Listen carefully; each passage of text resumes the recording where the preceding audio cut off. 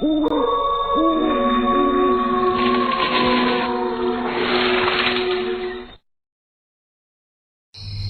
birthday to you. Happy birthday to you. Happy birthday to dear Nancy. Happy birthday to you. Happy birthday to you. Happy birthday to you. Happy birthday to dear Nancy. Happy birthday to you. Oberoi family ने आज अपने घर में बहुत बड़ी party रखी थी क्योंकि उनकी बेटी का आज 5वां जन्मदिन था। बहुत मन्नतों के बाद उनके घर में बेटी ने जन्म लिया था, इसलिए वो अपनी बेटी से बहुत प्यार करते थे। बर्थडे पार्टी खत्म होने के बाद नैन्सी अपने गिफ्ट्स खोलने लगी। सब रिश्तेदारों और सब दोस्तों ने उसे बहुत सारे गिफ्ट दिए थे। उसने गिफ्ट खोलने शुरू किए। वाओ, ये डॉल कितनी सुंदर है।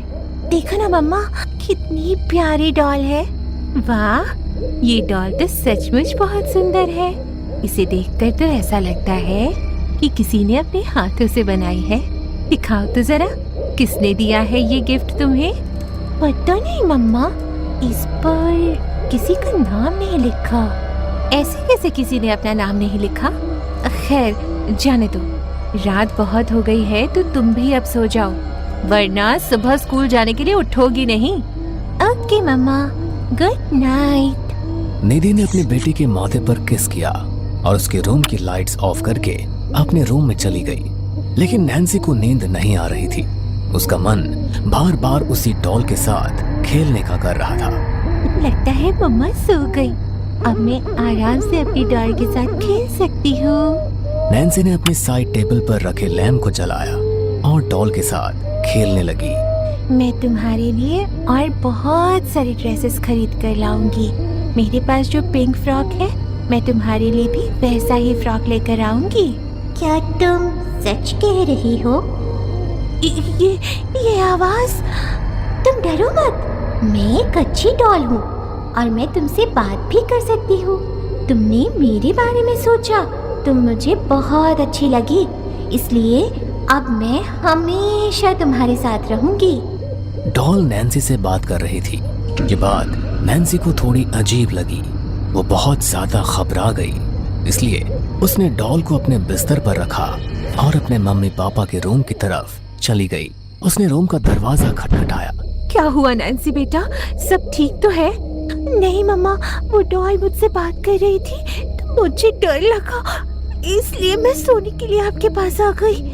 मेरे पास सोने के लिए अब तुम ऐसे झूठ भी बोलने लगी हो? भला कोई डॉल तुमसे बात कैसे कर सकती है? चलो चुपचाप अंदर आ जाओ। नहीं मम्मा, मैं झूठ नहीं बोल रही, बिल्कुल सच कह रही हूँ। फिर से झूठ? चुप करो तुम और चलो अंदर आकर चुपचाप सो जाओ। निधि ने नैन्सी की बात पर भरोसा नहीं किया। नैन्सी अक्सर अपने कमरे में न सोने के बहाने बनाती थी, इसलिए निधि को ये लगा कि अभी भी नैन्सी बहाना ही बना रही है। वो नैन्सी को कमरे में ले गई और उसे अपने पास सुला लिया। कुछ देर में सब गहरी नींद में सो गए, लेकिन नैन्सी को डर के मारे नींद ही नहीं आ रही थी। तभी उसे लगा कि कोई उसे पुकार रहा है। नैन्सी, नैन्सी, तुम मुझे छोड़कर यहाँ पर क्यों आ गई? मैं तो तुम्हें बहुत अच्छी लगी थी ना, तो तुम मेरे साथ खेली क्यों नहीं?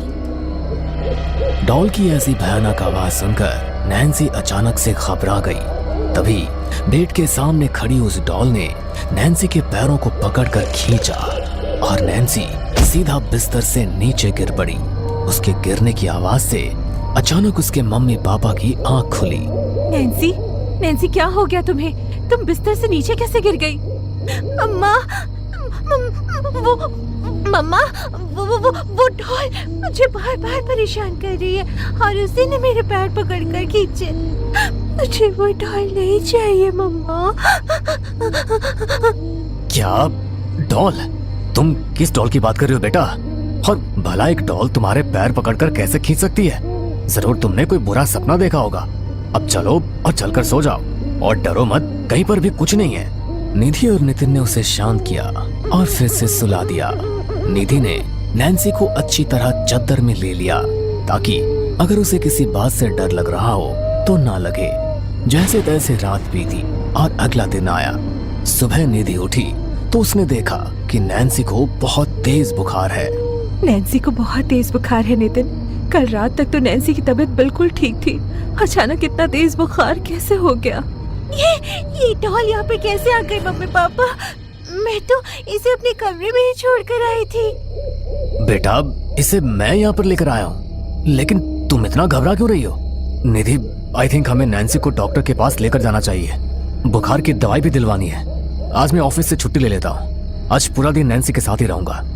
नितिन ने ऑफिस से छुट्टी ले ली और निधि और नितिन नैन्सी को लेकर डॉक्टर के पास गए।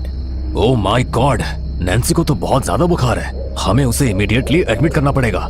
डॉक्टर ने नैन्सी को बेड पर लिटाया और उसके हाथ में ग्लूकोज की सिरिंज लगा दी। तभी अचानक फिर से नैन्सी के कानों में डॉल की वही भयानक आवाज पड़ी। तुम तो बीमार हो गई मेरी प्यारी दोस्त, लेकिन तुम चिंता मत करो, मैं तुम्हें अकेले नहीं छोड़ूंगी। जब तक तुम्हें अपने साथ ले जाने का समय नहीं आता, तब तक मैं हर समय तुम्हारे साथ ही रहूंगी।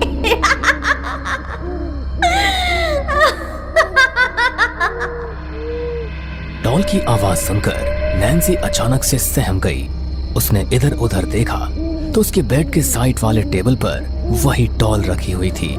नैन्सी उसे देखकर इतनी ज्यादा डर गई कि जोर जोर से चिल्लाने लगी। मम्मा, मम्मा प्लीज बचाओ मुझे, वरना ये मुझे मार डालेगी।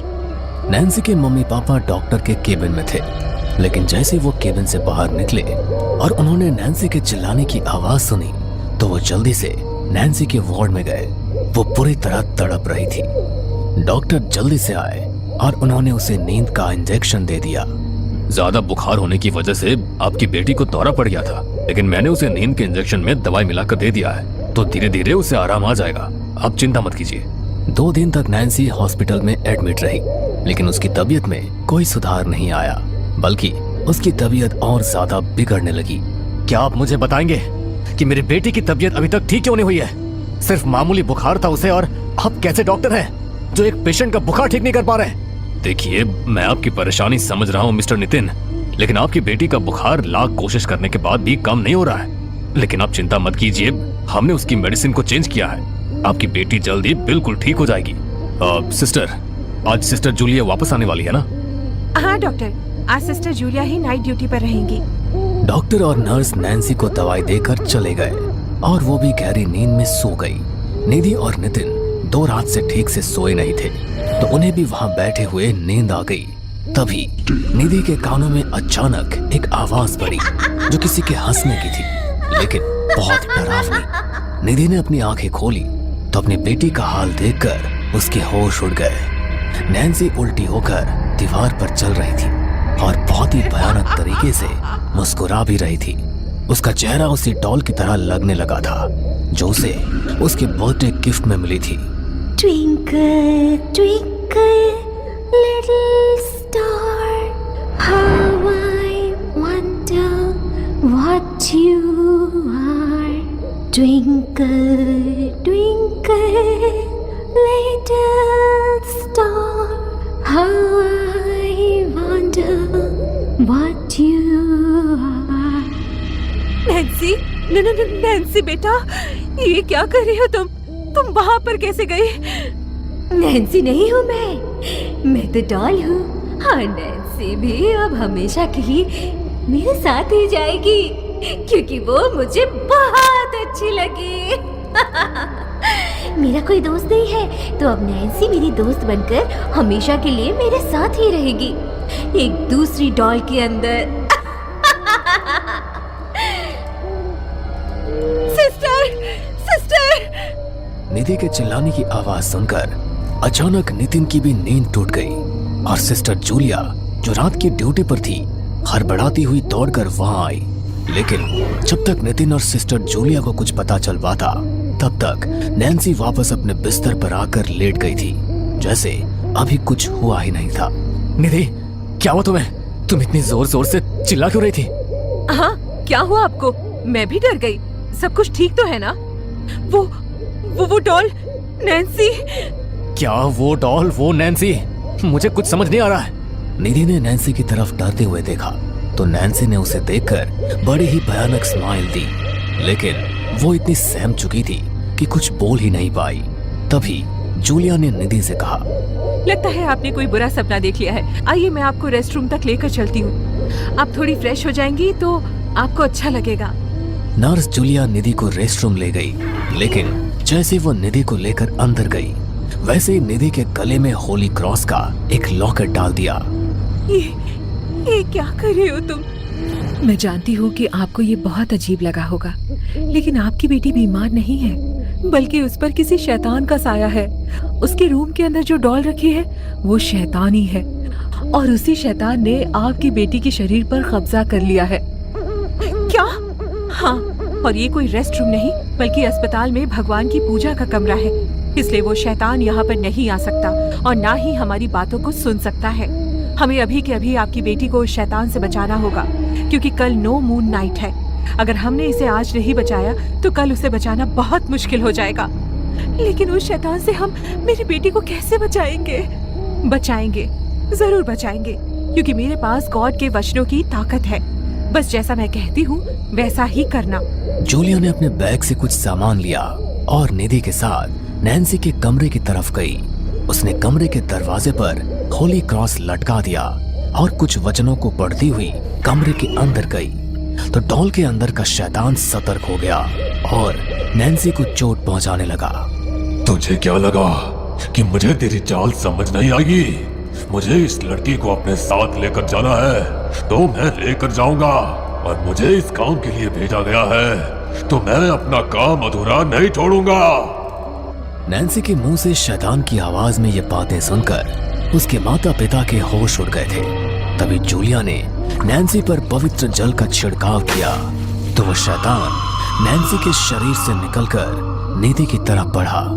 लेकिन जूलिया ने पहले से ही निधि के गले में होली क्रॉस का लॉकेट डाल दिया था, जिस वजह से शैतान निधि के शरीर में प्रवेश ही नहीं कर पाया। तो वो नितिन की तरफ बढ़ा, लेकिन नितिन ने अपने शरीर पर जनेऊ धारण किया था, जिसके प्रकाश से ही वो शैतान बौखला गया। उसे प्रवेश करने के लिए किसी का शरीर नहीं मिला, तो वो फिर से उसी गुड़िया के अंदर चला गया।